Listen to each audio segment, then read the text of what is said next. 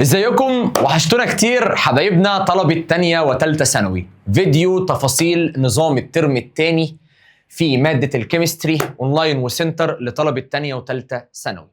الترم الاول خلص، طبعا الكلام موجه لدفعة 2026 طبعا، فكله يركز معايا طلبة تانية وتالتة ثانوي. ده فيديو نظام مادة الكيمستري سنتر واونلاين معانا الترم التاني باذن الله.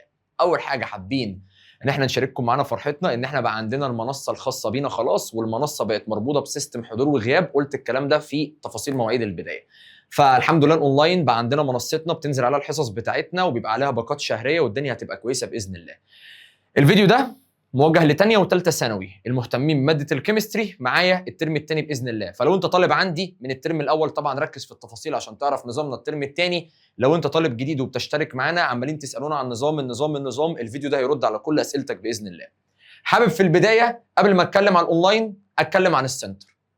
انا كنت عملت فيديو منفصل عن بدايه الترم الثاني في السنتر. باذن الله بدايه الترم الثاني لماده الكيمستري لطلبه الثانويه العامه، اللي هو يعني هيبقى بدايه شابتر 5 الاورجانيك. ما هو الترم الثاني ده هندرس شابتر 5 الاورجانيك في السنتر. البدايه في السنتر هتكون اولها يوم الاثنين 9/2 في سنتر اكاديميه الاوائل لطلبه شبرا الخيمه. ودي باقي السناتر اللي انا نازلها والمواعيد بتاعتها بالتواريخ. فاول حصه هتبقى يوم الاثنين 9/2 الساعه 6 مساء.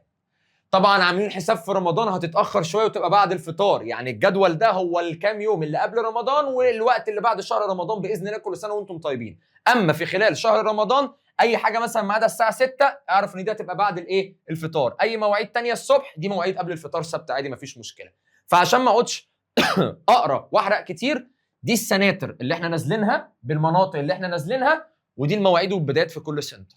لو في سنتر منهم قريب، لو انت طالب بتتابعني يوتيوب او اونلاين وفي سنتر من دول قريب ليك تقدر تيجي تنورني سنتر وهستناك باذن الله. بدايه السناتر هتكون يوم الاثنين 9/2. اول حصه اونلاين لطلبه ثالثه ثانوي اللي هي اول حصه اورجانيك في الترم الثاني ان شاء الله هتكون موجوده على المنصه الخاصه بينا يوم الاثنين 9/2 ده لو دي اونلاين.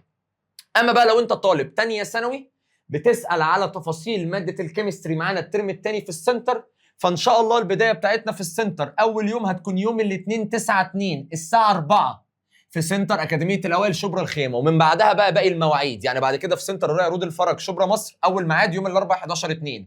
ورجعنا في الترم الثاني ميعاد السبت، رجعنا برضو سنتر الرؤيا رود الفرج ميعاد السبت، يبقى الميعاد بتاعه يوم السبت الساعه 4 14/2. دي كده تواريخ البدايه في كل السناتر اللي احنا نازلينها في ثانيه ثانوي. ودي طبعا المواعيد. طبعا المواعيد دي كلها متظبطه بحيث ان هي تبقى ماشيه كويس معانا عادي وماشيه كويس معانا في شهر رمضان. يعني الساعه 4 ده هنخلص قبل الفطار بوقت كافي باذن الله وتلحق تروح تفطر ان شاء الله باذن الله. ولو كان الفطار وقته بدري شويه يبقى الحصه دي اعمل حسابك هتتبدر بدري نص ساعه او ساعه. هنظبط مع بعض التفاصيل دي كلها باذن الله اول اما يجي شهر رمضان باذن الله. كل سنه وانتم طيبين. اما بقى بالنسبه لمنطقه سنتر بالنسبه لمنطقه حلوان فللاسف مش هنكون متواجدين سنتر الترم الثاني لطلبه ثانيه ثانوي في حلوان، فهتكون موجوده اونلاين. والكتب والاكواد هتكون موجوده في السنتر بتاع ايلرن تقدر تشتريها لو انت عندك مشكله ان انت تشتري اونلاين او كده. وبالنسبه برضو نفس الكلام لسنتر هاني بير روكسي مش هنكون موجودين الترم الثاني ثانيه ثانوي سنتر، هتكون موجودين اونلاين بس. والكتب والاكواد هتكون متاحه في السنتر تقدروا تشتروها من هناك. ده كده بالنسبه لتفاصيل السنتر سواء كنت ثالثه ثانوي او ثانيه ثانوي. البدايات كلها تقريبا هتكون يوم 9/2 والاونلاين 10/2 على المنصه باذن الله. طيب نيجي بقى نرجع تاني للتفاصيل الاونلاين. وعايز اقول لكم الترم الثاني الاونلاين فيها هيبقى قوي جدا جدا بنسبه كبيره اقوى من السنتر كمان. ده ليه؟ ده لان احنا ظبطنا نظامنا الترم الثاني في الاونلاين. وده لان الترم الثاني هيكون فيه باذن الله شهر رمضان. وفي شهر رمضان انتوا عارفين ان الحضور بيبقى قليل حبه. فانا مش عايزك لما تغيب من السنتر تحس بالذنب، لا لما تغيب من السنتر عندك منصه قويه تقدر تعوض عليها بسيستم قوي اقدر اراقبك منه. طبعا انا كنت اتكلمت على السيستم في الفيديو بتاع بدايات ثالثه ثانوي، المواعيد بتاع بدايات الترم الثاني وبدايه الترم الثاني لثانيه ثانوي. طيب المنصه بتاعتنا amirsalama.com، اللينك بتاعها موجود في الوصف بتاع الفيديو. هتلاقوا لينك المنصه موجود، تدوسوا عليه تكريتوا اكونت. وطبعا انتوا عارفين ازاي تكريتوا اكونت. كده انتوا بقى معاكم حساب على المنصه بتاعتنا. بعد ما يكون بقى معاك حساب تعال اعرفك سعر الاشتراكات بتاعتنا ايه. اول حاجه لو انت طالب اونلاين ثالثه ثانوي فسعر الحصه الاونلاين الكود الواحد 120. اما لو انت طالب ثانيه ثانوي فسعر الكود الواحد لطلبه ثانيه ثانوي 75. ده لو انت تشتري الحصه بحصتها، تمام؟ اما لو انت اشتركت في باقه شهريه والباقه الشهريه دي بتشمل 4 حصص، فالباقه الشهريه الثانويه عامه هتكون ب 400 جنيه بدل من كام؟ مش فاكر بقى يا رب يحسب دول، بدل من 480. تمام؟ اما الباقه الشهريه لثانيه ثانوي بتشمل 4 حصص سعرها 250 بدلا من 300، فبيبقى في خصم كويس على الباقه الشهريه، والباقه الشهريه بتبقى افضل. طيب انت اشتركت حصه بحصه هيبعت لك كود حصه بحصه. انت اشتركت مثلا في الباقه الشهريه الثالثه، فلما بتيجي تحول الفلوس بيبعت لك 4 اكواد، فانت معاك ال4 اكواد تفتح كل حصه براحتك. بس الاهم ان انت ما تتاخرش، هيبقى في حد فوق دماغك يتصل بيك لو الحصه نزلت وانت لسه ما شفتهاش، يفضلوا يتصلوا بيك كل يوم، هيدوك فرصه 3 ايام يكلموك انت، بعد ال3 ايام هيبتدوا يكلموا ولي امرك عشان اجبرك، عشان انا خايف عليك مش برخم عليك. طيب متاح باقه شهريه فقط، عشان الناس اللي بتسال باقه الترم كامل بكام، مفيش باقه للترم كامل، هو يا اما الحصه بحصه يا اما الباقه الشهريه، ما عندناش باقه ترم كامل. طيب طريقه شراء الكود ازاي؟ عندك 3 طرق لشراء الكود. الطريقه الاولى وهي الطريقه المتعارف عليها واللي انتوا كلكم عارفينها، الكلام ده كله على منصتنا باذن الله. الطريقه الاولى ان انت تشتري الكود عن طريق فودافون كاش. بصوا بقى يا جماعه، هو رقم 1 الهوت لاين الخاص بيا في كل حاجه، اسئله علميه، شراء كواد، تفاصيل الكتب، بكام الكتب، تفاصيل السناتر اللي انت نازل فيها، اي تفصيله عند ولي امر او طالب ملناش غير رقم 1 تتواصلوا عليه، هو الرقم ده. عشان انا رقمي الشخصي مش بقدر ان انا ارد عليه قوي طول الوقت، فعشان كده الرقم ده بيبقى مفتوح معايا ومع كذا مساعد، فبنقدر ان احنا الفاضي فينا يرد على حضرتك على طول ويبعت لك كل التفاصيل. اول طريقه للشراء هي ان انت بتحول الفلوس فودافون كاش، سواء انت بقى معاك محفظه بتحول منها او بتحول من اي محل تليفونات او من اي كشك، حضرتك بتحول ثمن الحصه او ثمن الباقه الشهريه على رقم فودافون كاش خاص بينا اللي هو الرقم ده. بعد ما بتحول سعر الحصه او سعر الباقه الشهريه على الرقم بتاعنا ده اللي هو محفظه الفودافون كاش، بتصور التحويل اللي انت بعته وبتبعت صوره التحويل واتساب على نفس الرقم، يعني تحويل الفلوس على الرقم ده، وبعد ما بتصور صوره التحويل بتبعت صوره التحويل واتساب على نفس الرقم، هتلاقي في ثانيه ردنا عليك بالكود لو انت شاري حصه، او ب4 اكواد لو انت شاري باقه شهريه. اتفقنا؟ ال4 اكواد معاك او سواء الكود معاك، تفتح بقى في الوقت اللي انت عايزه الحصه. تمام؟ طبعا بدايه الاونلاين طبعا 9/2، فيفضل تكون انت شاري الاكواد من بدري، يعني من الوقت اللي نزل فيه الفيديو ده تكون عامل حسابك شاحن الاكواد بتاعتك عن طريق فودافون كاش ومعاك اكوادك شايلها، بحيث ان انت اول لما تبدا تبتدي تتفرج على طول، مش لسه بقى هكلمهم واستنى الكود ولسه هفتح، لا يا باشا، انت الاكونت بتاعك جاهز، اكوادك في جيبك ومعاك، تنزل الحصه تخش تتفرج على طول. والبدايه بتاعت الاونلاين هتبقى 10/2 للمرحلتين، سواء ثانيه ثانوي او ثالثه ثانوي. اول حصه هتنزل على المنصه يوم 10/2 اللي هو تقريبا يوم 3، ومن بعد كده تنزل كل 3 او كل 4، هنتفق مع بعض على الميعاد الثابت اللي الحصص بتاعتنا بتنزل فيه. حلو، دي الطريقه الاولى. اما الطريقه الثانيه لشراء الكود هو ان انت بتشوف اقرب سنتر ليك، والسناتر اللي احنا نازلينها كنا عرضناها لكم في اول الفيديو، وفي طبعا سناتر ثانيه زياده موجود فيها الكتب والاكواد بتاعتنا.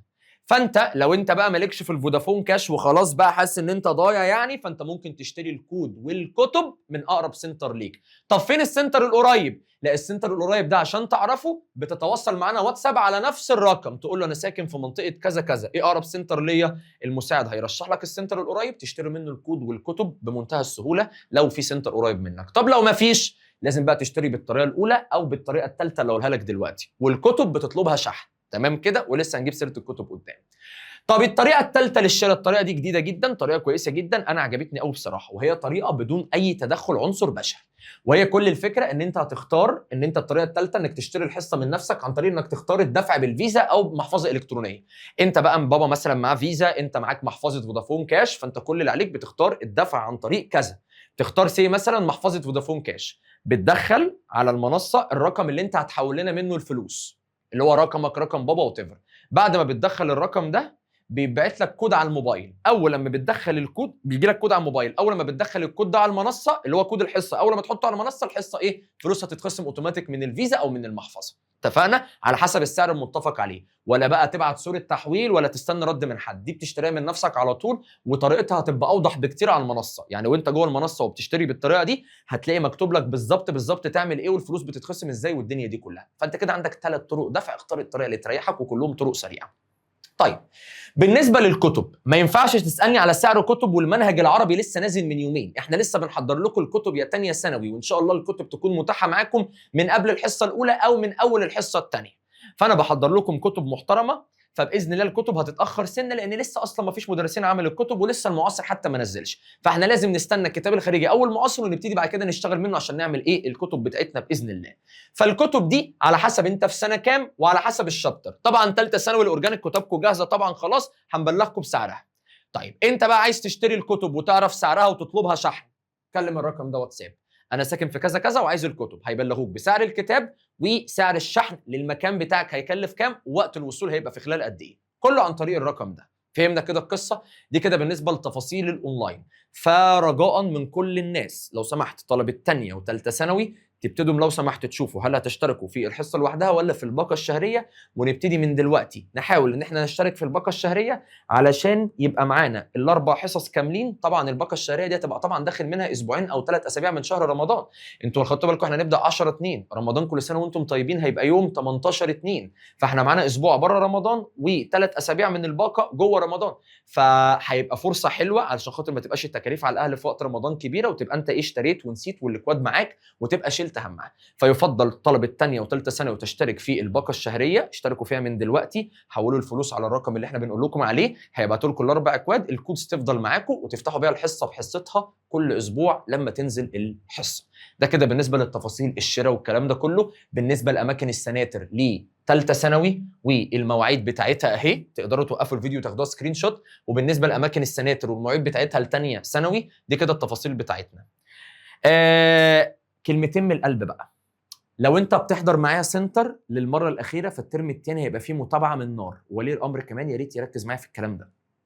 حضرتك كولي امر انت هتستنى مننا كل اسبوع رساله واتساب فيها الطالب جالنا السنتر الساعه كام بالظبط، جاب كام في الكويز، عمل الواجب بتاعه ولا لا، وبنسبه كام في الميه وشافه ولا لا. فالرساله دي هتتبعت لك كل اسبوع بانتظام من تيم مستر امير سلامه في ماده الكيمستري باذن الله. واحنا كمان انت كطالب هنقدر نراقب انت شفت الواجب والورك شيت ولا لا، عملت الكويز ولا لا، عملت الواجب ولا لا. فيبقى في متابعه من نار مع ولي الامر بنبلغه بحضورك كل اسبوع. اما بقى روح قلبي لو انت طالب اونلاين فاوعى تفتكر ان احنا مش شايفينك، لا ده احنا شايفينك وكاننا عايشين معاك كمان. فالرساله دي لطلبه الاونلاين اللي هتشترك معانا واولياء امورهم كمان. حضرتك انت اشتريت مننا اهو، بدات الحصه الاولى، طبعا الحصه الاولى ما فيهاش اي رقابه، ما انت دي اول حصه لسه.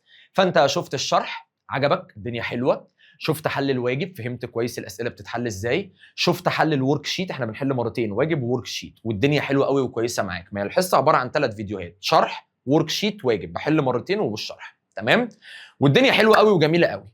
بيجي بقى الحصه اللي بعدها اللي هي الحصه الثانيه. قبل ما تخش اول ما تدخل الكود بتاع الحصه الثانيه مش هتلاقي فيديوهات، هتلاقي بدا معاك كويز 10 اسئله على الحصه الاولى، لازم تمتحنه وتعدي فيه النص.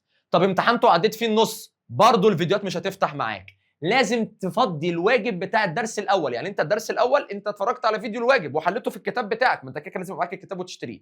فانت بعد ما بتحل الواجب بتاعك في الكتاب وكنت شفت الفيديو طبعا من الدرس الاول، بتجيلنا في الحصه الثانيه بنحط لك احنا اسئله الواجب في شكل الامتحان، وتقول لي انت كل سؤال في الواجب اخترته ايه، يعني تحط الواجب على المنصه. وطبعا الطلبه فاهمه حاجه زي كده، يمكن ولي الامر هو اللي مش واخد باله منها قوي. انا كده ولي الامر بجبر الطالب بتاعي اتاكد ان هو حل الواجب صح ورفعه على المنصه، عشان اعرف هو فعلا الاسئله دي سمعها من الفيديو وجابها صح ولا لا. لان لو انت طالب اونلاين انت صعب تلاقي زميلك مثلا معانا اونلاين تنقل منه الواجب، فاهمني؟ فانا اقدر اعرف مستوى حلك في الواجب قد ايه. فبعد ما تحل الكويز وتعدي فيه النص، بعد ما تحط الواجب على المنصه وتعدي فيه نسبه نجاح 30% مش النص، ساعتها هتلاقي الثلاث فيديوهات بتوع الحصه فتحوا معاك اللي هم الشرح والورك شيت والهوم ورك، وده النظام اللي هنمشي بيه كل اسبوع. طب انا عامل امتحان شهر، مش هتقدر تخش على الحصه اللي بعدها الا لما تمتحن امتحان الشهر، انا ماسكك. طب اي حاجه من دول انت ما عملتهاش هبعت لولي الامر، هتصل بيه. كده كده انت بعد ما بتفتح الحصه الجديده بيتبعت لولي الامر انت عملت ايه في الحصه القديمه وشفت الحاجه ولا لا، زي اجزاء بتاع السنتر بالظبط، رساله واتساب ثابته.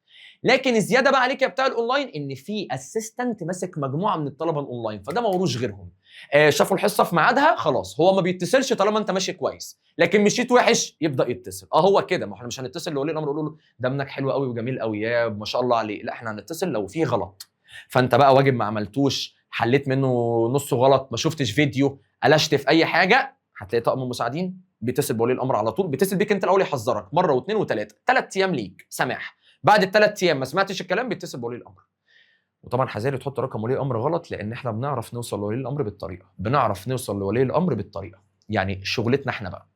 وما تقولش ازاي، صدقني غيرك اتشطر كتير وفشل. ونصيحه ليك اخويه، حط يا ابني رقم ولي الامر عشان اهلك تعبانين في الفلوس، فخلي اهلك يبقوا فوق منك واحنا كده نبقى فوق منك، عشان تعدي كده بر الامان الترم الثاني هو كله 2.5 شهر وتنجح، وباذن الله ربنا يكرمنا باذن الله في ثانيه وثالثه ثانوي. دي كده بالنسبه لتفاصيل الاونلاين بتاعتنا كامله لثانيه وثالثه ثانوي سنتر واونلاين. نلقاكم على خير في بدايه الترم الثاني باذن الله يوم 10/2.